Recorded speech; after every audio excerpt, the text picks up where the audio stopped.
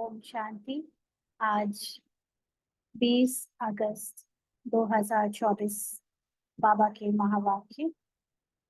बाबा ने कहा, मीठे बच्चे, हाँ जी बाबा, काम काज करते हुए भी एक बाप की याद रहे।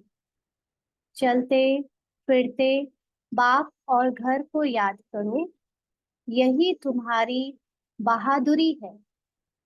हम्म? योगी बनने के बाद अकेले में रहकर बाबा को याद करना, है ना, जैसे सन्यासी करते थे।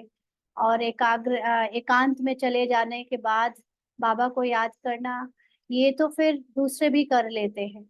लेकिन बाबा ने जो गृहस्थियों को और लौकिक कामकाज करते भाई बहनों को जो ये ज्ञान दिया है आत्मा का, और उसके साथ ड्रामा का, तो ड्रामा में रहते हुए हम सभी को अपने कर्म करते, पार्ट बजाते, किरदार को अच्छे से निभाते हुए बाबा को याद करना है। माना अपनी आत्मिक स्मृति में रहते हुए अपनी परमात्मा बाबा, जो बाबा की हाईएस्ट स्टेज है, उसको निरंतर अपने अंदर फील करना, इस स्मृति में रहना ही बहादुरी है ना। तो बाबा कहते हैं कि काम काज करते हुए बाबा की याद रहे, ये प्रैक्टिस करना, ये सबसे बड़ी बहादुरी। क्योंकि चल बैठ कर याद करना, तो ये अभ्यास करना कोई बड़ी बात नहीं, ये तो सब कर लेते हैं, है ना।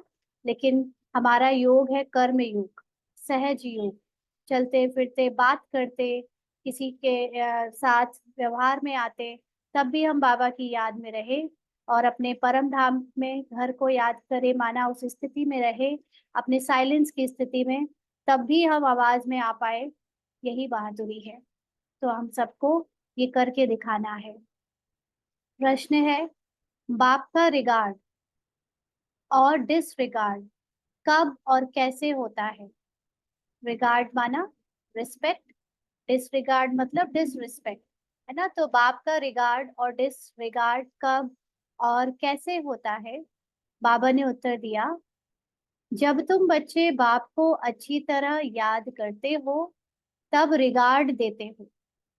अगर कहते याद करने की फुर्सत नहीं है, तो यह भी जैसे डिसरिगार्ड है। वास्तव में यह बाप का डिसरिगार्ड नहीं करते, यह तो अपना ही डिसरिगार्ड करते हो। इसीलिए नामी ग्रामी केवल भाषण में नहीं, लेकिन याद की यात्रा में बनो। याद का चार्ट रखो, याद से ही आत्मा सतो प्रधान बनेगी। तो बाबा बच्चों को कहते हैं कि जब तुम बच्चे मेरी याद में नहीं रहते, माना अपनी आत्मिक स्मृति में नहीं रहते, तो मेरा डिसरिगार्ड माना तुम्हारा खुद का डिसरिगार्ड। क्योंकि तुम जो हो, जैसे हो, तुम अपने सत्य में नहीं टिक सकते अगर, तो तुम तो अपना ही डिसरिगार्ड कर रहे हो। और हम वास्तव में देखते हैं कि हमने अपनी जो स्पिरिचुअल पहचान बना रखी है कि हम ब्रह्मा कुमारी बन गए हैं, लेकिन हमने जो एक अपने आप की तरक्की का पैरामीटर रखा हुआ है कि हम कितने भाषण कर सकते हैं, कितने लोगों के द्वारा जाने जा सकते हैं, कितने नामी ग्रामी हो गए हैं, है ना। तो ये बाबा कहते हैं कि ये रिगार्ड नहीं है, ये तो सिर्फ एक सेवा का पार्ट है जिसको बाबा बजवा रहा है। जिससे भी बाबा को निमित्त बनवा कर बजवाना है, बजवा लेगा। लेकिन जो हम यहाँ करने आए हैं, जो हम यहाँ बनने आए हैं, वो है हमारा सत्य, जिसपे हम टिकने आए हैं, है ना। तो बाबा को याद करना माना अपने सत्य पे टिकना। तो अगर हम कहते हैं कि हमारे पास फुर्सत नहीं है, माना हमें हमारे सत्य में टिकने की फुर्सत नहीं है, तो ये तो अपना ही डिसरिगार्ड हुआ। तो इसलिए बाबा कहते हैं कि अगर वाकई में आपको नामी ग्रामी बनना है, तो बनो याद की यात्रा में, यानी अपने सोल कॉन्शियसनेस के कारण जाने जाओ, तो कोई उसमें बड़ी बात है। सिर्फ भाषण के कारण जाने जाओ तो कोई बड़ी बात नहीं है। क्योंकि दुनिया में वैसे भी बहुत बहुत सारे फेमस बोलने वाले लोग हैं। चाहे वो हम देखें तो धर्मों में भी, है ना, जो धर्म शास्त्र की या पंडितियाई बातें सुनाते हैं, वो भी बहुत ऐसे हैं जो नामी ग्रामी हैं, करोड़ों फॉलोअर्स हैं। और देखें तो मोटिवेशनल स्पीकर के रूप में आजकल उसमें भी करोड़ों फॉलोअर्स वाले लोग हैं। लेकिन अगर सच में कोई आपको याद करे या आपके आपसे प्रभावित हो, तो वो हो आपकी सोल कॉन्शियसनेस से, आपकी हाई वाइब्रेशन से। तो इस चीज में हमको आगे जाना है। इसलिए अपनी याद का चार्ट रखो, माना हम कितना अपने सोल कॉन्शियस या परमात्मा कॉन्शियस माना बाबा की याद में रहते हैं। और ये याद है जो आत्मा को अपने सतो प्रधान स्थिति का अनुभव करा सकेगी, माना अपने को ड्रामा से उपराम कर संपूर्ण जीवन मुक्त स्थिति का अनुभव करा सकेगी। इसलिए अभी हमारा अटेंशन सोल कॉन्शियस स्टेज यानी सतो प्रधान अनुभव करने में और याद की यात्रा में होना चाहिए। ओम शांति। रूहानी बच्चों प्रति रूहानी बाप समझाते हैं, यह जो 84 के चक्र का ज्ञान समझाया जाता है, यह तो एक नॉलेज है ना, ये विस्तार है सार का, जो तो हम बच्चों ने जन्म जन्मांतर पढ़ी है और धारणा करते आए हैं। यह तो बिल्कुल सहज है, यह कोई नई बात नहीं है। बाप बैठ समझाते हैं, सतयुग से लेकर कलयुग तक तुमने कितने पुनर्जन्म लिए हैं, यह ज्ञान तो सहज रीति बुद्धि में है ही। यह भी एक पढ़ाई है, रचना के आदि मध्य अंत को समझना है ना, पूरे ड्रामा को समझना भी एक बहुत ऊंची लेवल की पढ़ाई है। सो बाप के सिवाय और कोई समझा नहीं सकता। बाप कहते हैं, इस ज्ञान से भी ऊंच बात है याद की यात्रा, जिसको योग कहा जाता है।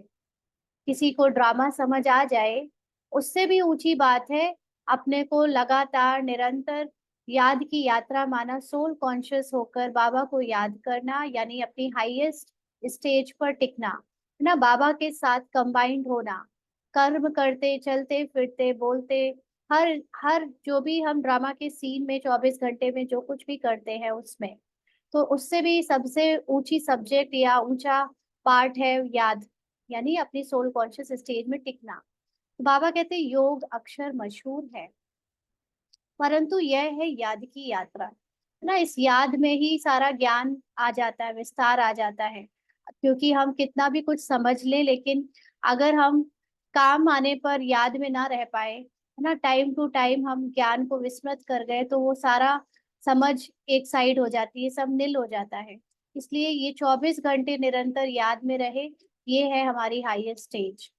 तो बाबा कहते हैं जैसे मनुष्य यात्रा पर जाते हैं, कहेंगे हम फलाने तीर्थ यात्रा पर जाते हैं, श्रीनाथ या अमरनाथ जाते हैं, तो वह याद रहता है। अभी तुम जानते हो, रूहानी बाप तो बड़ी लंबी यात्रा सिखलाते हैं कि मुझे याद करो। उन यात्राओं से तो फिर लौट आते हैं। यह वह यात्रा है जो मुक्ति धाम में जाकर निवास करना है। तो अभी तो हम शरीर में रहते पार्ट बजाते ही अपने को मुक्ति धाम में बुद्धि से ले जाते हैं, है ना, और ये हमें परमानेंट हैबिट बना लेनी है, एक संस्कार डेवलप कर लेना है कि हम जब कर्मों में आए या बहुत बुद्धि यहाँ पार्ट में लगानी है तब भले नीचे आए, लेकिन फिर से हम जाकर निराकारी स्थिति में बैठ जाए। और एक स्टेज फिर ऐसे भी आती है कि हमको यहाँ कर्मों में भी बुद्धि को लाना नहीं पड़ता नीचे, कर्म ऑटोमेटिकली होते हैं और बुद्धि लगातार मुक्ति धाम या निराकारी स्थिति में स्थित हो जाती है। तो जिसको कहते हैं ना, हथ काट दे दिल यार दे, यानी हाथ से काम होता रहता है और दिल तो अपने बाबा के पास बैठा है। तो इसलिए बाबा कहते हैं ये यात्रा जो है बहुत लंबी, मतलब ऐसा नहीं है कि कोई बहुत बहुत बहुत दूर जाना है, लेकिन इसका अभ्यास बहुत लंबे काल का करना है, माना निरंतर का करना है। लंबा काल क्या होता है ना, काल तो मनुष्यों की भाषा है। इस संसार में आकर प्रकृति के अधीन होकर हमें काल पता चला, लेकिन आत्मा की अपनी जो वास्तविकता है वो तो काल से परे है, इसलिए उसको निरंतर में रखा जाना है। बाबा कहते भले पार्ट में आना है, परंतु इस पुरानी दुनिया में नहीं। अंडरलाइन, ड्रामा का ज्ञान हो जाने के बाद भी अब क्या होता है कि जो भी पार्ट में हिसाब किताब रह गए हैं कंप्लीट होने को, या जिन आत्माओं की सेवा रह गई है करने को, है ना, जो भी पार्ट अभी अधूरा थोड़ा सा बकाया है, आखिरी पार्ट 84वें जन्म का, तो वो भी अभी कंप्लीट होगा, उसकी स्क्रिप्ट भी ओवर होनी है, तो जब तक चलेगी तब तक आपके द्वारा एक्ट में एक्टिंग भी होगी, बोला भी जाएगा, कुछ ना कुछ संकल्प भी उसके अकॉर्डिंग होंगे। लेकिन बाबा कहते भले पार्ट में आओ, लेकिन बुद्धि को पुरानी दुनिया में मत बिठाओ।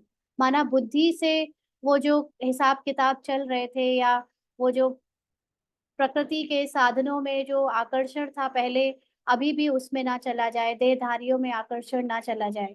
इस बात का ध्यान रखो, पार्ट बजाओ, लेकिन पुरानी दुनिया से उपराम रहकर बजाओ। इस पुरानी दुनिया से तुमको वैराग्य है ना। हमें इस पुरानी दुनिया से कुछ चाहिए, किसी को प्रॉपर्टी चाहिए हो, किसी को यहाँ से रिश्तों में बहुत और बुनने हो, बढ़ाने हो रिश्ते देहधारियों से, या इस अभी कुछ फिजिकली आपको ज्यादा अचीवमेंट्स चाहिए, चाहे वो प्रोफेशनल हो, चाहे वो पर्सनल लेवल पे अपनी कोई छाप चाहिए, पहचान चाहिए। ऐसी इच्छाएं तो नहीं है अब बाबा के बच्चों में ना, क्योंकि अभी पुरानी दुनिया में ये सब पाकर भी कुछ फायदा नहीं, क्योंकि सब खत्म होने वाला है। तो बाबा कहते हैं इस पुरानी दुनिया से तुमको वैराग्य है। यह तो छी छी रावण राज्य है ना। पाठ बजाओ। अगर कोई स्टूडेंट है, पढ़ाई कर रहा है, और उसको कोई एग्जाम देना है, कोई कहे कि हम बाबा के बन गए तो अब हम क्या करें, तो वो पार्ट है स्टूडेंट का, पढ़ाई करो या निभाओ। और वैसे है ना, जैसे जिस भी चीज में अगर आपकी बुद्धि ज्यादा लगती है, जैसे एज अ स्टूडेंट लाइफ बुद्धि ज्यादा लग रही है पढ़ाई में, है ना, तो दो स्टेजेस से पढ़ाई की जा सकती है। एक तो अपने को पार्ट समझ कर पढ़ाओ, है ना, कि मैं जो भी हूँ स्टूडेंट हूँ और मुझे फला फला एग्जाम देना है, नौकरी लेनी है। और तो जो आपके पास पार्ट में मन बुद्धि है, जो हद की मन बुद्धि है, फिर आप उससे यूज करके अपना पार्ट निभाओगे, यानी स्टडी करोगे, एग्जाम्स दोगे। फिर लेकिन दूसरा इससे भी बेहतर तरीका है बाबा का बच्चा बन जाने के बाद, कि आप अपनी मन बुद्धि को भी बाबा को समर्पण कर आत्मा से स्टडी करो। माना आत्मा के अंदर जो बेहद की मन बुद्धि है, उस उस कॉन्शियसनेस से जब हम कोई भी पढ़ाई करेंगे, तो जो भी उसके द्वारा रस है वो आत्मा में छपेगा। माना आत्मा की जो मेमोरी है वो कंटिन्यू रहती है, वो अविनाशी है। इसलिए उसके द्वारा जब कम मेहनत और बेहतर रिजल्ट होता है, क्योंकि आत्मा को हर चीज का समाधान पता है। तो जैसे ही आप कोई क्वेश्चन दोगे एग्जाम्स में, उसका आंसर आए ऑटोमेटिकली आत्मा के द्वारा निकलेगा, बिना उस पर बहुत ज्यादा बुद्धि लगाकर याद करने से ना। ये अनुभव से हम कह सकते हैं इसको, क्योंकि इसने भी पार्ट में आने के बाद थोड़ी सी पढ़ाई जब करी, तो कुछ कुछ पढ़ाई ऐसे होती थी कि बहुत मन नहीं, मतलब बेमतलब की पढ़ाई, तो उसको वो फिर वो आत्मा कॉन्शियस से सिर्फ करके जाती थी, और वहाँ एग्जाम्स के समय याद आ जाता था। लेकिन ऐसे पहले कभी नहीं हुआ था जब पहले पढ़ते थे। तो इसलिए अभी पार्ट बजाए, लेकिन बुद्धि जो है वो आत्मा कॉन्शियसनेस में रखें, तो पार्ट भी बजता रहेगा और बेहतर बजेगा, बहुत अच्छे से बजेगा, और साथ में अपनी कॉन्शियसनेस भी बढ़ती रहेगी। बाबा कहते हैं कि यह तो छीछी रावण राज्य है। तो मूल बात है याद की यात्रा। कई बच्चे यह भी समझते नहीं है कि कैसे याद करना है ना। याद की यात्रा का मतलब कैसे याद करना है बाबा को। कोई याद करते हैं व नहीं करते हैं, यह देखने में तो कोई चीज आती नहीं ना। याद करना कोई स्थूल चीज तो है नहीं कि कर्म कांड की तरह मैंने 1 घंटा घंटी बजाई और अगरबत्ती घुमाई तो वो कोई दिख जाए। ये तो सारा बुद्धि की बात है। तो बाप कहते हैं अपने को आत्मा समझ मुझ बाप को याद करना है। यथार्थ याद का मतलब यही है ना, कि बिना ये आत्मा समझे अगर हम बाबा के गाने में डूबे हैं, वियोगी बनकर बाबा को याद कर रहे हैं, वो यथार्थ याद नहीं है। वो सोल कॉन्शियसनेस की का पुरुषार्थ नहीं है। वो तो जस्ट भक्ति मार्ग में पहले राम जी को याद करते थे, कृष्ण जी को याद करते थे भजन गा के, अब बाबा को याद करने लगे, बस इतना ही अंतर आया है। लेकिन मुख्य जो यथार्थ याद है, वो पहले अपने को आत्मा समझो, और फिर उस निराकार बाप को उनके महिमा के साथ याद करो, है ना। उनकी महिमा से अपनी महिमा को मैच करो। अगर उसको बोल रहे हैं कि तुम सर्वशक्तिवान हो, तो अपने को भी कहो कि मैं मास्टर सर्वशक्तिवान हूँ ना। उसकी जो भी तारीफ करो, वो तारीफ अपने को भी दो। तो ये देखने में तो आता नहीं, देखने की तो चीज नहीं ना, मालूम पड़ सकता है। यह उस अवस्था में कहाँ तक याद की यात्रा में कायम रहते हैं, यह तो खुद ही जाने ना। ये खुद ही कोई जान सकता है। युक्ति तो बहुतों को बताते हैं, कल्याणकारी बाप ने समझाया है। अपने को आत्मा समझ शिव बाबा को याद करो। भले अपनी सर्विस भी करते रहो। जैसे मिसाल, पहरे पर बच्चे हैं, चक्कर लगाते रहते हैं, इनको याद में रहना तो बड़ा सहज है। सिवाय बाप की याद के और कुछ याद नहीं आना चाहिए। बाबा मिसाल देकर बताते हैं, उस याद की यात्रा में ही आए जाए। जैसे पादरी लोग जाते हैं, कितना साइलेंस में जाते हैं ना। तो तुम बच्चों का को भी बड़ा प्रेम से बाप और घर को याद करना है। तो यहाँ पर जो बच्चे बाबा के लिए खास सेवाओं में अपना जीवन दे रहे हैं, उनके लिए तो बाबा ने ये युक्ति बताई कि कहीं भी आओ जाओ, है ना, बैठने का समय नहीं मिलता है, लेकिन चलते फिरते तो फ्री रहती है बुद्धि। उस समय बाबा की याद में रहो ना। देखा जाता है जैसे कई बार सेंटर में आए, वहां तो बाबा की याद में बैठे, जैसे जो जितना जिसका मन लगता हो। लेकिन बाहर निकले, पैदल पैदल जा रहे हैं, वो इसका घर देख रहे हैं, फिर वो सब्जी भाजी देख रहे हैं, फिर वो मतलब लेनी नहीं है। लेनी हो तो भी ठीक है कि कुछ करना है तो हम उसलिए देख रहे हैं, लेकिन बस वो यहाँ से जाते किसी के कपड़े देख रहे हैं, किसी का कुछ देख रहे हैं। तो ये सारी बुद्धि, मतलब वो जो टाइम मिला है 10 मिनट का घर पहुंचने के लिए, उसको बर्बाद कर देते हैं, है ना। तो इसीलिए बाबा कहता है कि भले पार्ट बजाते जाओ, अपना ये आना जाना, खाना पीना, रिश्तेदारी निभाना, है ना, ये सब करते जाओ, लेकिन बुद्धि सदा पुरानी दुनिया से उपराम रहे, है ना। अभी ये भी देखने में आएगा कई बार कि पुरानी दुनिया में डूब रही है बुद्धि। जैसे इसको अभी पार्ट में ऐसे अनुभव में आ रहा है कि जिस चीज से इसने वैराग्य कर लिया था, बिल्कुल अपनी बुद्धि को हटा लिया था, है ना, अभी ऑटोमेटिकली पार्ट बज रहा है उस चीज को इंटरेस्ट में दिखाने में, कि ये करने का इंटरेस्ट आ रहा है अचानक से। इंटरेस्ट का मतलब वो पार्ट बज रहा है कि जैसे ये उसमें इन्वॉल्व हो रही है उन चीजों में जो पहले जिन चीजों से निर्वृत्त कर लिया था खुद को। लेकिन उस समय अभी बाबा से बातें चलती रहती, बाबा ये क्या हो रहा है, ये चीजें तो मैंने छोड़ दी थी, ये चीजों पे बुद्धि वापस क्यों जा रही है ना। ऐसे माया आ सकती है हमको डिस्टर्ब करने के लिए, कि ये सोच हमको माया करवाए कि अब तो पुरानी दुनिया वापस कहीं खींचने ना लगे। लेकिन वो हो सकता है कि वो सारा पार्ट इसलिए बज रहा है क्योंकि हो नहीं सकता, बल्कि हो ही रहा है कि वो खत्म होना है। जो भी हिसाब किताब किसी के बारे में कुछ मान लीजिए, जैसे आपको एक अनुभव बताते हैं, कल ही एक पार्ट के बारे में एक अनुभव ऐसा हुआ इसको पार्ट में कि किसी का जो बहुत अजीब सा रहा इसके पास में, किसी ने हिसाब किताब पूरी तरह से किया था, तो कुछ रह गया होगा इसके अंदर उसके बारे में बोलना। तो कल कुछ ऐसा हुआ कि उसके बारे में इसने बोला, ये ऑब्जर्व भी कर रही है साक्षी होकर, ये क्या बोलती चली जा रही है। और बोलते बोलते अचानक से जितनी अंदर की भड़ास भरी थी वो सब निकली। और उसके बाद एकदम जैसे उसके उस उन आत्मा के प्रति बहुत प्यार निकलने लगा, एक शुभ भावना, शुभ कामना निकलने लगी। तो पहले सारी भड़ास निकल गई, और ये अंदर से डर भी रही, बाबा ये क्या हो रहा है, ये पुराने पार्ट में तो नहीं जा रही है ना। और फिर लेकिन जैसे निकलती गई, ये बाबा की याद में है उस वक्त, निरंतर निकाल भी रही है और याद में भी है। और लेकिन फिर उसके बाद एकदम उन आत्माओं के प्रति वो, जो बाबा कहता है ना, शुभ भावना शुभ कामना, एक बहुत अपने आप को रहम दिल बनकर वो निकल आई। तो जैसे वो पार्ट ओवर हो गया वो नफरत का या पुरानी, क्योंकि कई बारी चीजें ऐसी होती है कि हम सब ब्राह्मण बनने के बाद बहुत सारी चीजों को मर्ज कर देते हैं, दबा देते हैं, है ना, सप्रेस कर देते हैं। लेकिन वो खत्म नहीं हुई होती है, क्योंकि हिसाब किताब कुछ रहा है कि उन्होंने आपके लिए कुछ कहा या बोला, तो वो अभी बना हुआ है हिसाब किताब। वो आप जब तक नहीं पूरा कर लोगे वो खत्म नहीं होगा। तो जब आपके द्वारा, इसीलिए साक्षी होकर देखो, अपना पार्ट भी कभी ऐसा हो जाए कि किसी के लिए कुछ नेगेटिव निकल रहा है, तो उसको भी साक्षी होकर देखते हुए बाबा की याद में रहो। और जब वो खत्म हो जाएगा तो आप एकदम न्यूट्रल हो जाओगे, उनके प्रति शुभ भावना शुभ कामना करना फिर बहुत आसान हो जाएगा, है ना। तो ये बात बाबा इसीलिए आज मुरली में आई है कि पार्ट बजाते भी याद की यात्रा में रहो। पार्ट में बहुत कुछ आएगा देखने में अभी, कि जिन चीजों से आपने छोड़ दिया था वो फिर से आपके द्वारा बजने लगा है ना। तो बाबा मिसाल देकर बताते हैं, बच्चों जो जो बच्चे सेवाओं में आते जाते उनके लिए तो बड़ा आराम है कि वो सिर्फ याद करे, है ना। लेकिन जो गृहस्थ में रहते हैं, जिनके हिसाब किताब गृहस्थियों के साथ, देहधारियों के साथ बहुत ज्यादा है, उनके लिए तो खास ये आज बाबा मुरली में सबको बता रहे हैं कि कैसे करना है। तो पादरी लोग जैसे जीसस को याद करते हैं भगवान समझकर, ऐसे तुम बच्चे भी कर सकते हो।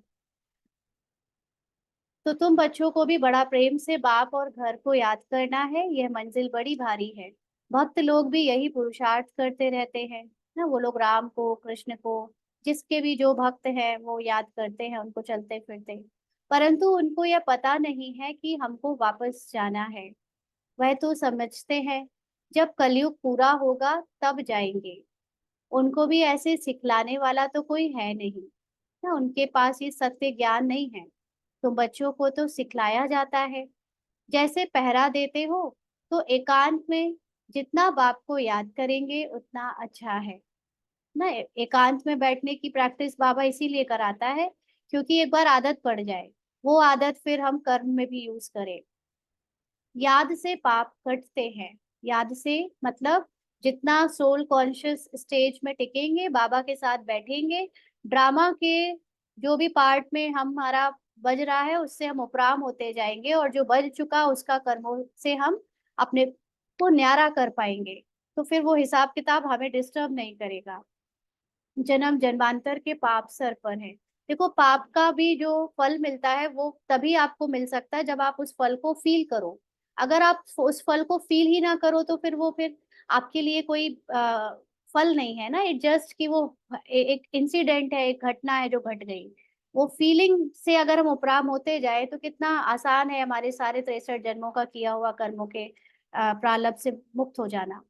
तो बाबा कहते हैं जो पहले सतो प्रधान बनते हैं, राम राज्य में भी पहले वह जाते हैं। इसीलिए यहाँ पर इससे कोई फर्क नहीं पड़ता कि कोई आ, कितना आगे ज्ञान के सुनाने में जा रहा है।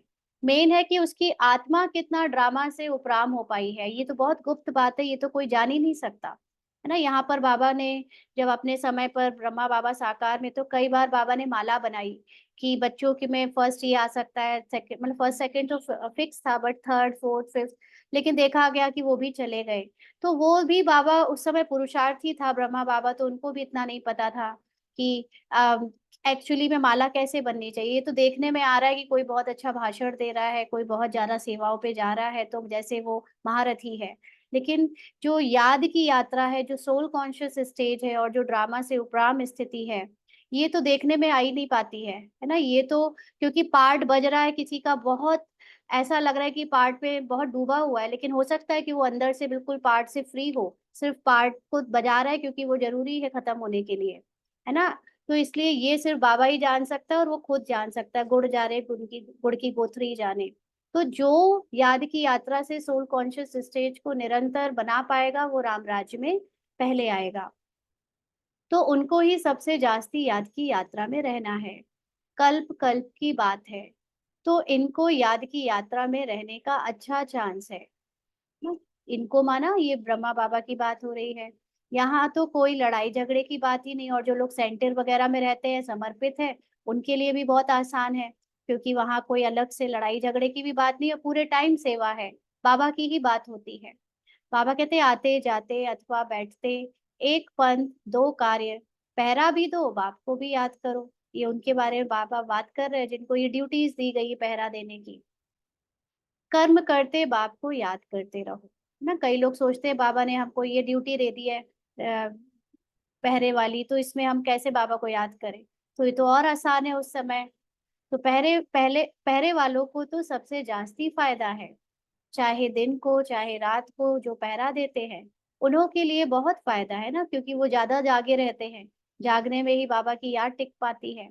अगर यह याद रहने की आदत पड़ जाए तो बाप ने यह सर्विस बहुत अच्छी दी है। उस समय ना चेंज होते रहते थे पहरे के लिए।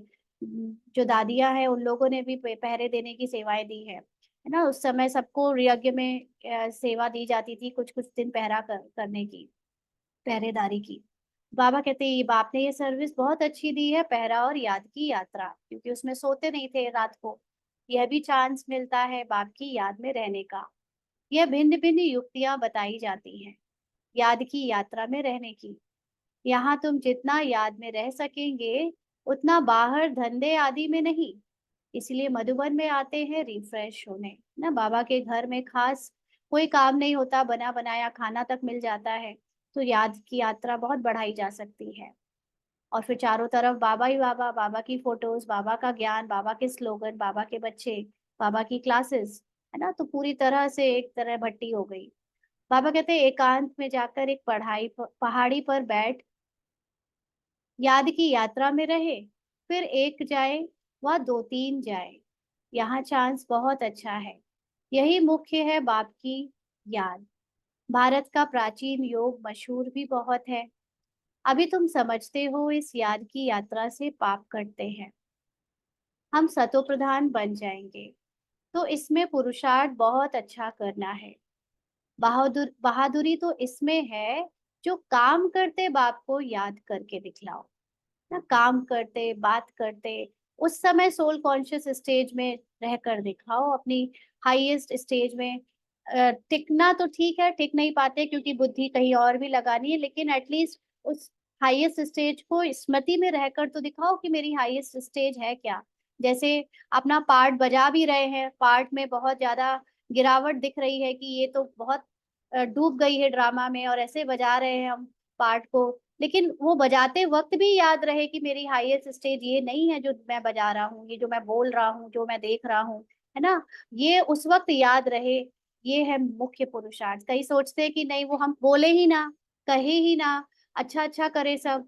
ये तो ऊपर ऊपर से करना हो गया, पुरुष अपने ड्रामा को बदलना हो गया। ये भी हम लोग करते हैं, ये भी इसने भी किया है ना। लेकिन अब जैसे ड्रामा की स्थिति से स्थित होकर अपने पार्ट को बजाते हुए भी आत्मा अपनी सत्य में जब याद रखती है उसको बजाते समय, तो वो मतलब आप अपनी निराकारी स्टेज में स्थित हो, पार्ट बजता जा रहा है। तो बाबा कहते हैं ऐसे करके दिखलाओ, बहादुरी तो इसमें है।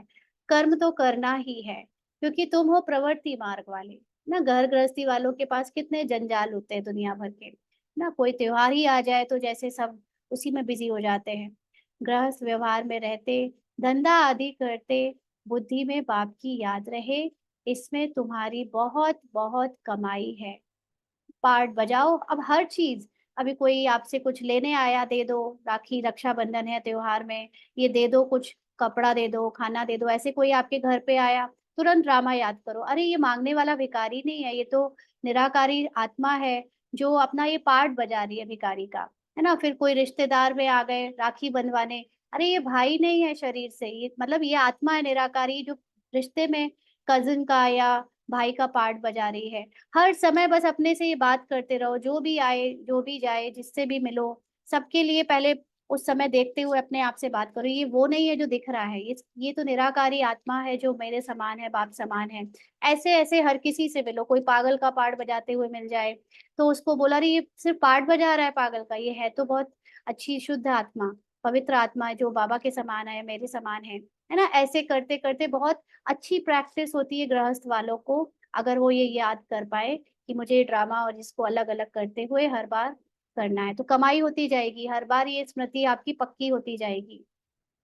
भले अभी कई बच्चों की बुद्धि में नहीं आता है। बाप कहते रहते हैं चार्ट रखो ना, अपने को चेकिंग करते रहो, अटेंशन रखो। और अगर लिख पाओ तो बहुत अच्छा, पेन से लिख पाओ कि भाई हमने आज कितनी देर ये अभ्यास किया। थोड़ा बहुत कोई लिखते हैं, बाप युक्तियां तो बहुत बताते हैं। बच्चे चाहते हैं बाबा के पास जाए, यहाँ बहुत कमाई कर सकते हैं ना। वो अलग बात है कि हम बैठकर और निराकारी स्थिति या फरिश्ता स्थिति का अभ्यास करें, वो लेकिन टेम्पररी है। उससे हम कितनी देर बैठ सकते हैं। पार्ट तो बजाना ही है ना, हिसाब किताब तो चुकाना ही है, उसके लिए तो आपको ज्ञानी वही, योगी वही जो कर्म करते अपने को उस कॉन्शियसनेस के साथ न्यारा होकर कर पाए, है ना। इसलिए एकांत की प्रैक्टिस को फिर कर्म में भी यूज करें।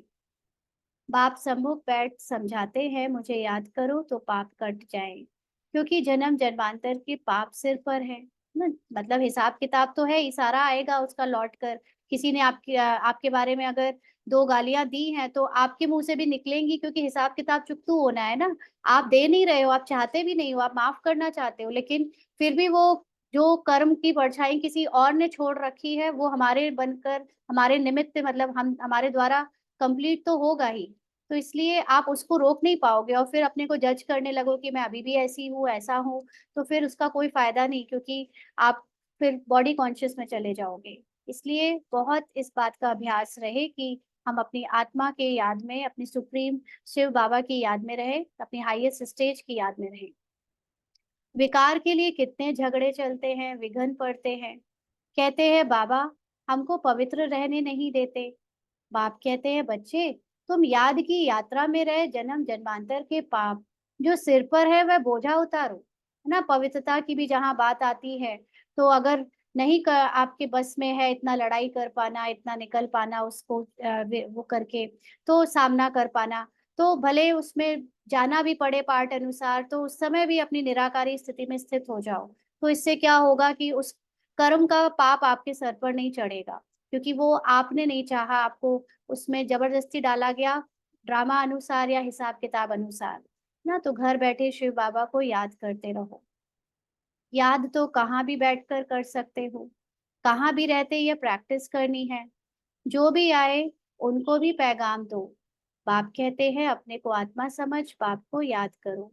इनको ही योग बल कहा जाता है। बल माना ताकत, शक्ति माना आत्मा को अनुभव करने से जो शक्ति मिलती है ना, वो शक्ति इस दुनिया की सबसे बड़ी शक्ति है, एटॉमिक बॉम्ब से भी हाईएस्ट शक्ति है ना। इसीलिए जितना जितना हम सोल कॉन्शियस बनते जाते हैं, हमारे अंदर हर चीज की शक्ति बढ़ती जाती है। बाप को सर्वशक्तिमान कहते हैं ना, क्योंकि वो सदा ही उस निराकारी स्थिति में स्थित रहता है। तो वह शक्ति बाप से कैसे मिलेगी? बाप खुद कहते हैं मुझे याद करो। तुम नीचे उतरते उतरते तमो प्रधान बन गए हो, यानी खुद को बॉडी समझने लगे हो, तो वह शक्ति बिल्कुल खत्म हो गई है, पाई की भी नहीं रही है। तुम्हारे में भी कोई है जो अच्छी रीति समझाते हैं, बाप को याद करते हैं। तो अपने से पूछना है हमारा चार्ट कैसा रहता है। बाप तो सब बच्चों को कहते हैं याद की यात्रा मुख्य है। याद से ही तुम्हारे पाप कटेंगे, पाप कटेंगे, हिसाब किताब चुकतू होंगे ना। अगर हमने उसको खुद फिजिकली तो करना ही पड़ता है सारे हिसाब किताब चुकतू, लेकिन अगर उस समय हम याद में माना अपनी अपनी आत्मिक शक्ति में रहे, आत्मिक स्टेज में रहे, तो वो उसका प्रभाव हम पर नहीं पड़ेगा। ये है पाप कटने का मतलब। भले कोई सावधान करने वाला भी नहीं हो, तो भी बाप को याद कर सकते हो ना, क्योंकि हिसाब किताब तो अकेले में आते हैं ना। आप जरूरी नहीं कि ज्ञानी लोगों के साथ ही आए, और ज्ञानियों के साथ भी जब हिसाब किताब आते हैं तो भी सब वो उस वक्त तो अज्ञानी बन जाते हैं सबके सब, है ना। तो नहीं तो अगर ज्ञानी बने रहे तो हिसाब किताब कैसे हो। तो इसलिए उस समय भी कोई याद ना भी दिलाए तो भी आपको इतनी ज्ञान की याद रहे। और ज्ञान की याद तब रह सकती है जब बार बार रिवाइज करें ना। लौकिक ज्ञान में भी ज्ञान कब याद रहता था? जब हम रिवीजन करते रहते थे। अगर वो रिवाइज नहीं करेंगे तो फिर वो एग्जाम्स के समय भी भूल जाता है। ऐसे ही यहाँ पर भी एग्जाम्स कभी भी आते रहते हैं, परीक्षाएं। तो ज्ञान का सदा ही मनन चिंतन चलते रहना चाहिए अंदर। भले विलायत में अकेले रहो तो भी याद में रह सकते हैं। वो बॉडी कॉन्शियस को भुलाकर सोल कॉन्शियस की का अभ्यास तो अकेले में भी किया जा सकता है। समझो कोई शादी किया हुआ है स्त्री, और और कोई जगह है, तो उनको भी लिख सकते हो। तुम एक बात सिर्फ याद करो, बाप को याद करो, तो जन्म जन्मांतर के पाप भस्म हो जाएंगे। विनाश सामने खड़ा है। बाप युक्तियां तो बहुत अच्छी समझाते रहते हैं, फिर कोई करे ना करे उनकी मर्जी ना। क्योंकि जिसके कारण आज हम पुरुषार्थ में फिजिकली आगे बढ़ नहीं पा रहे, जिनको लगता है कि हम पवित्र नहीं रह पा रहे, हम धारणाएं नहीं कर पा रहे, क्योंकि फिजिकल जो देहधारियों को साथ जो संबंध है उसमें काफी डोमिनेशन है, या अपनी उतनी हिम्मत नहीं है।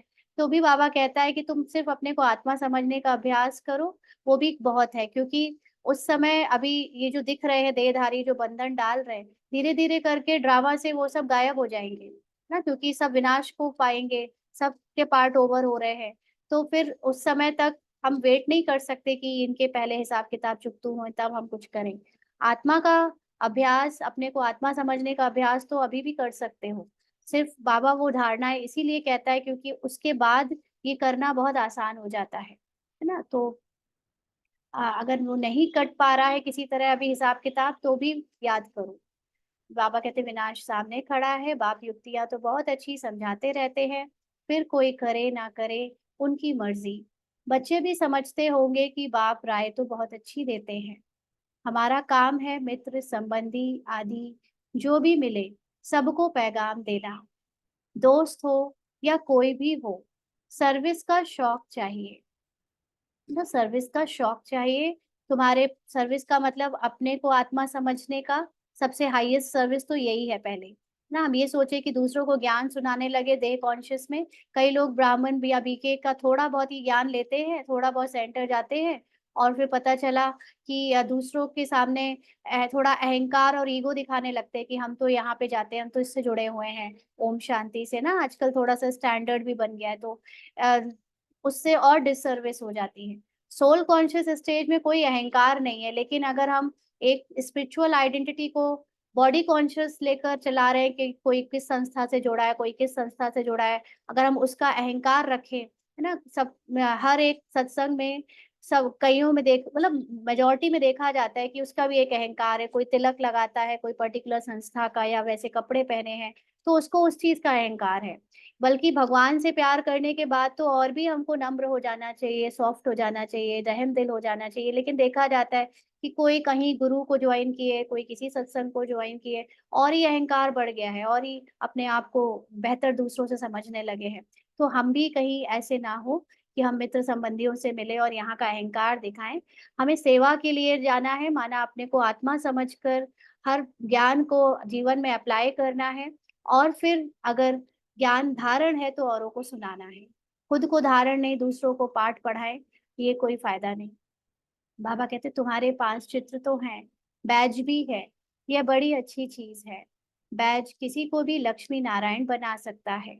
त्रिमूर्ति के चित्र पर अच्छी तरह समझाना है। उन इनके ऊपर शिव है। वो लोग त्रिमूर्ति बनाते हैं, ऊपर में शिव दिखाते नहीं। शिव को ना जाने के कारण भारत का बेड़ा डूबा हुआ है। अब शिव बाबा द्वारा ही भारत का बेड़ा पार होता है। पुकारते हैं पतित पावन, आकर हम पतितों को पावन बनाओ। फिर भी सर्वव्यापी कह देते हैं, कितनी पाई पैसे की भूल है। बाप बैठ समझाते हैं, तुमको ऐसे ऐसे भाषण करना है। बाप भी डायरेक्शन देते रहते हैं, है ना। क्योंकि बाबा के पास अनेकों अनेक ऐसे बच्चे आते हैं जिनको अंदर अभी धारणा नहीं हुई है लेकिन सेवा तो करनी है, तो फिर उनको भाषण रटना पड़ता है ना। क्योंकि एक अवस्था वो होती है जिसपे आप वैसे बन जाते हो, फिर आपको भाषण रटने की कुछ सीखने की जरूरत नहीं, आप जाते हो और आपके द्वारा निकलता ही यथार्थ ज्ञान है।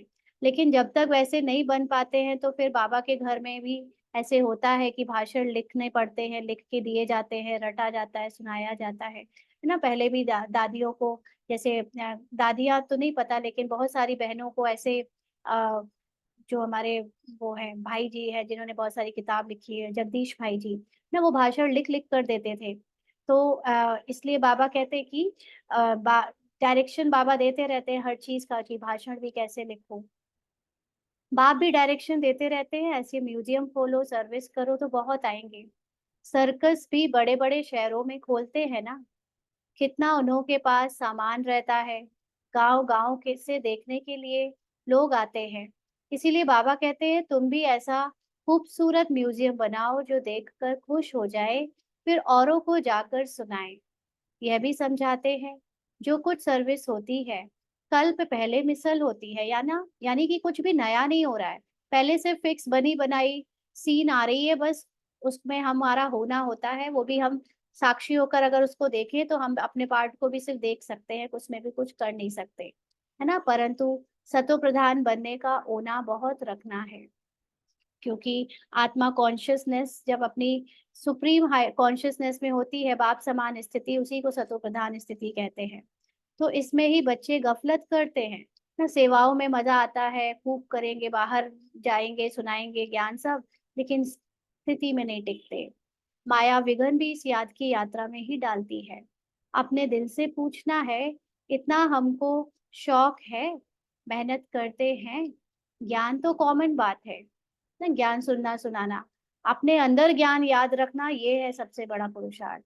बाप बिगैर 84 का चक्र कोई समझा ना सके। बाकी याद की यात्रा है मुख्य, पिछाड़ी में कोई भी याद ना आए, है ना। पार्ट निभा रहे हैं उसमें भी ऐसा अटैचमेंट चेक करते रहे, किसी से लग तो नहीं रही है, किसी से हो तो नहीं रही अटैचमेंट, हर सेकंड चेक करें कि मेरी किसी से अटैचमेंट पुरानी ना सही कोई नई अटैचमेंट तो नहीं बन रही है। सिवाय एक बाप के, डायरेक्शन तो बाप पूरे देते रहते हैं। मुख्य बात है याद करने की, तुम कोई को भी समझा सकते हो, भले कोई भी हो। तुम सिर्फ बैच पर समझाओ, और कोई के पास ऐसे अर्थ सहित मेडल होते नहीं। मिलिट्री वाले अच्छा काम करते हैं तो उनको मेडल मिलते हैं। राय साहब का मेडल सब देखेंगे। इनको वाइस रॉय से टाइटल मिला है। आगे वाइस रॉय होते थे। अभी तो उनके पास कोई पावर नहीं है।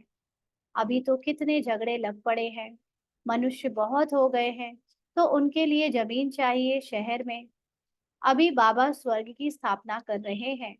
इतने सब खलास हो, बाकी कितने थोड़े जाकर रहेंगे।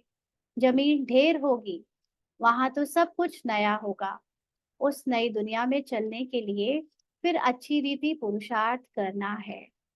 हर एक मनुष्य पुरुषार्थ करते हैं बहुत ऊंच पद पाने का, है ना। दुनिया में जो पुरुषार्थ होता है उसमें सभी कोशिश करते हैं कि पावरफुल पोजीशन पा सके, धन कमा सके, ऐसा वाला पुरुषार्थ रहता है, मतलब फिजिकल पुरुषार्थ। लेकिन यहाँ पर हमारा पुरुषार्थ अगर हाईएस्ट पावर में टिकने का है तो उससे ऊंची स्टेज कुछ नहीं है संसार में, है ना। तो बाबा कहते हैं हर एक मनुष्य पुरुषार्थ करते हैं बहुत ऊंच पद पाने का। कोई पूरा पुरुषार्थ नहीं करते तो समझते हैं नापास हो जाएंगे, है ना। यानी एग्जाम्स में जब परीक्षा आएगी, यानी शरीर जब छूटेगा, उस समय हो सकता है कि कोई भी देहभान या पाठ की बात आ जाए और हम अपने ज्ञान को विस्मृत हो जाएं, भूल जाए, और बॉडी कॉन्शियस होकर शरीर छोड़े। तो इसलिए 100% हमें सोल कॉन्शियस होने का अभ्यास करना है, घर गृहस्थी में रहते हुए, है ना। जो बच्चे दिख रहे हैं, जो पति दिख रहा है, जो काम वाले हैं, जो भी है, जितने भी रिश्तेदार हैं, सबको उनके पार्ट से देखते हुए न्यारे होना। बहुत हाईएस्ट स्टेज तक हमको जाना है। खुद भी समझते हैं हम फेल हो जाएंगे, फिर पढ़ाई आदि को छोड़कर नौकरी में लग जाते हैं। ये तो हो गई लौकिक पढ़ाई की बात। उसमें भी ढंग से पढ़ते नहीं है ना, अच्छे नंबर नहीं आते हैं तो छोड़ते हैं कि खामखा, इससे अच्छा तो पढ़ाई छोड़ दूं, कुछ नौकरी वोकरी कर लूं जो भी मिल जाए तो, है ना। तो बाबा कहते हैं आजकल तो नौकरियों में भी बहुत कड़े कायदे निकालते रहते हैं। मनुष्य बहुत दुखी है। अब बाबा तुमको ऐसा रास्ता बताते हैं जो कि इस जन्म कभी दुख का नाम नहीं रहेगा। बाप कहते हैं सिर्फ याद की यात्रा में रहो। अभी 1 मिनट के लिए सभी अपने को निराकारी स्थिति में स्थित कर बाबा की याद में हो जाए।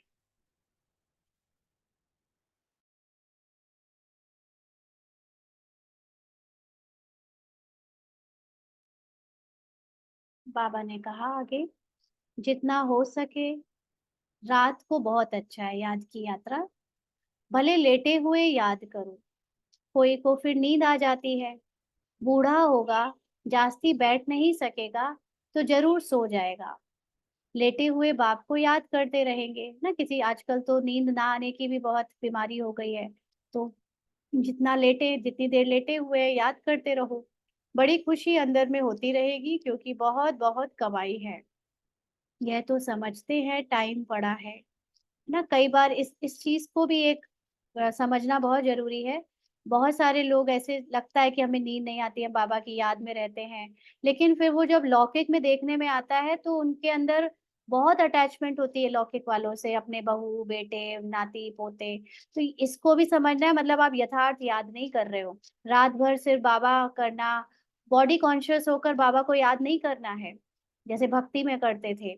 ये कमाई मतलब निराकारी स्थिति में स्थित होकर याद करेंगे, तब तो हमारा लौकिक वालों से और अलौकिक लौकिक दोनों पार्ट से न्यारे होंगे। अभी ऐसे कईयों को देखते हैं कि बहुत याद में बैठे रहते हैं, चाहे जितने बार बैठा लो, लेकिन अभी लौकिक वाले मिल जाएं तो फिर देखो कितना अटैचमेंट है ना। तो ये नहीं सही पहचान है कि हम सही याद कर रहे हैं। इसलिए याद को यथार्थ पहचान कर समझ कर फिर याद करें। बाबा कहते हैं यह तो समझते हैं टाइम बहुत पड़ा है, परंतु मौत का कोई ठिकाना नहीं। तो बाप समझाते हैं मूल है याद की यात्रा। बाहर शहर में तो मुश्किल है, यहाँ आते हैं तो बड़ा अच्छा चांस मिलता है। कहाँ पर? बाबा के घर में। कोई फिक्रात की बात नहीं, इसीलिए यहाँ चार्ट बढ़ाते रहो। तुम्हारे कैरेक्टर्स भी इससे सुधरते जाएंगे। जितना निराकारी स्थिति हमारी बनती जाएगी अभ्यास में, उतना ऑटोमेटिकली बाहर जो कर्म है वो भी कैरेक्टर्स यथार्थ बजेंगे, क्योंकि आत्मा के सत्य से मिलते जुलते होंगे। नहीं तो पाठ के अनुसार तो फिर हमारा जो बजना है वो बज रहा है, लेकिन निराकारी स्थिति से फिर एक्यूरेट पार्ट में भी जो बेस्ट पार्ट होना चाहिए वो बजेगा। परंतु माया बड़ी दुष्टर है। घर में रहने वालों को इतना कदर नहीं रहता है जितना बाहर वालों को है। माना जो समर्पित है, जो सेंटर्स में रहते हैं, जो मधुबन में है, उनको भी इतना कदर नहीं है उस याद की यात्रा का, सोल कॉन्शियस स्टेज का, जितना बाहर वाले जो घर गृहस्थी में रहते हैं। यहाँ पर उल्टा है ना, यहाँ पर घर है सेंटर और बाहर है घर गृहस्थी वाले ना, तो उनको जितना इस बात का कदर है। फिर भी इस समय गोपो की रिजल्ट अच्छी है, माना भाइयों की रिजल्ट अच्छी है। कई बच्चियां लिखती हैं शादी के लिए बहुत तंग करते हैं, क्या करें। जो मजबूत सेंसिबल बच्चियां होंगी वह कभी ऐसे लिखेंगी क्या ना, जिनके अंदर हिम्मत है इस बात को सामना करने की, वो तो बाबा से ये नहीं पूछेंगी क्या करें। लिखती हैं तो बाबा समझ जाता है कि ऋण बकरी है, मतलब डरपोक है, इसको ये नहीं लड़ सकती, ये नहीं खड़ी हो सकती अपने राइट के लिए। तो यह तो अपने हाथ में है जीवन को बचाना। इस दुनिया में अनेक प्रकार के दुख हैं। अब बाबा तो सहज बताते हैं, तुम बच्चे तो महान भाग्यशाली हो जो आकर साहिबजादे बने हो। बाप कितना ऊंच बनाते हैं, फिर भी तुम बाप को गाली देते हो, सो भी कच्ची गाली। इतने तमो प्रधान बने हो जो बात मत पूछो, इससे जास्ती और क्या सहन करेंगे। कहते मतलब अभी जो सहन कर रहे हैं इससे जास्ती और क्या सहन करेंगे। कहते हैं ना, जास्ती तंग करेंगे तो खत्म कर देंगे। तो यह बाप बैठ समझाते हैं। शास्त्रों में तो कहानियां लिख दी है, बाबा युक्ति तो बहुत सहज बताते हैं। कर्म करते हुए याद करो, इससे बहुत बहुत फायदा है ना। जिनके अंदर अगर अभी हिम्मत नहीं है, शक्ति नहीं है, वो क्यों नहीं होती हिम्मत और शक्ति अपने लिए खड़े होने की, क्योंकि ड्रामा में बहुत डूबे हुए हैं।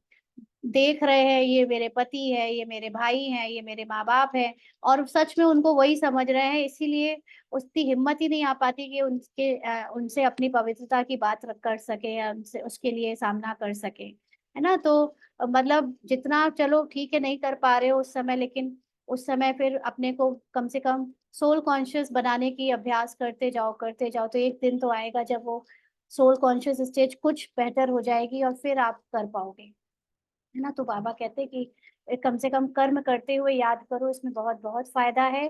सवेरे आकर याद में बैठो, बहुत मजा आएगा। परंतु इतना शौक नहीं है ना, मॉर्निंग का अमृत वेला टाइम इसीलिए रखा है क्योंकि पूरे दिन बच्चे बिजी हो जाते हैं कर्मों में, सर्विस में।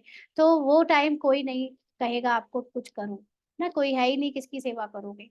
तो उस समय कम से कम याद में बैठो।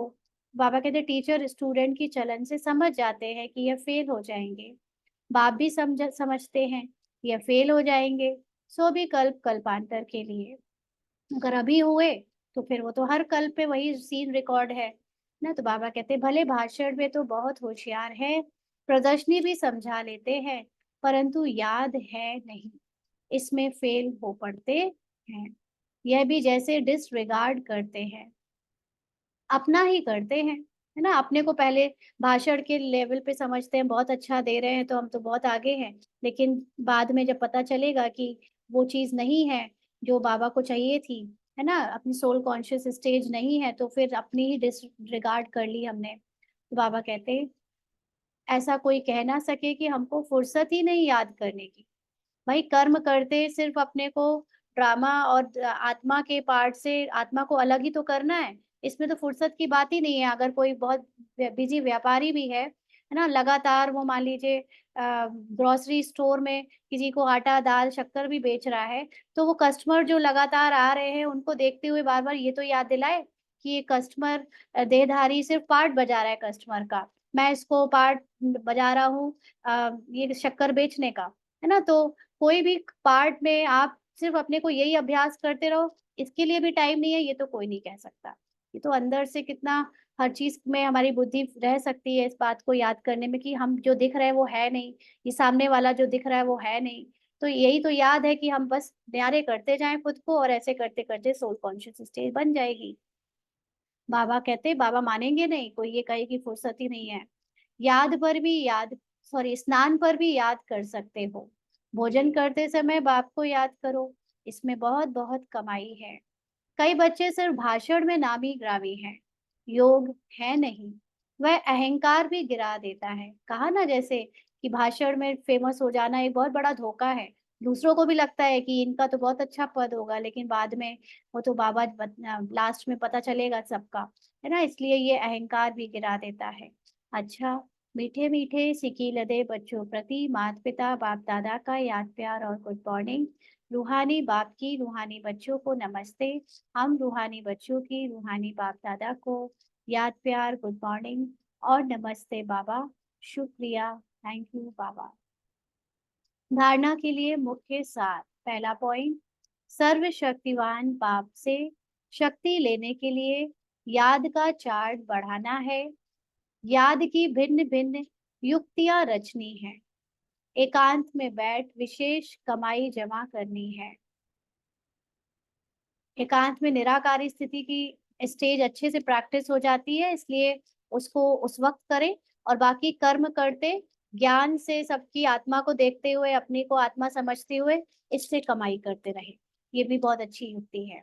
सतो प्रधान बनने का ओना रखना है ना, हमें अपनी हाईएस्ट कॉन्शियसनेस को पार्ट में रहते हुए ही अनुभव करने का की आसक्ति रखनी है कि करना ही है ना, गफलत नहीं करनी है, अहंकार में नहीं आना है ना। तो कोई भी सेवा करने के बाद चेकिंग करनी है कि कहीं हम सेवाओं में डूब तो नहीं गए, स्पिरिचुअल आइडेंटिटी से अपने आप को जज तो नहीं कर रहे हैं, है ना। हमारे अंदर सोल आइडेंटिटी कितनी है, तो वो भी चेक करना है। सर्विस का शौक भी रखना है, साथ साथ याद की यात्रा पर भी रहना है। आज का वरदान है, सब कुछ पाप हवाले कर, कमल पुष्प समान न्यारे प्यारे रहने वाले डबल लाइट भव। सब कुछ बाप हवाले कर, कमल पुष्प समान न्यारे प्यारे रहने वाले डबल लाइट भव। बाप का बनना अर्थात सब बोझ बाप को दे देना। डबल लाइट का अर्थ ही है सब कुछ बाप हवाले करना। तो यहाँ पर डबल लाइट का मतलब बाप हवाले तो करना, लेकिन किस रूप में करना।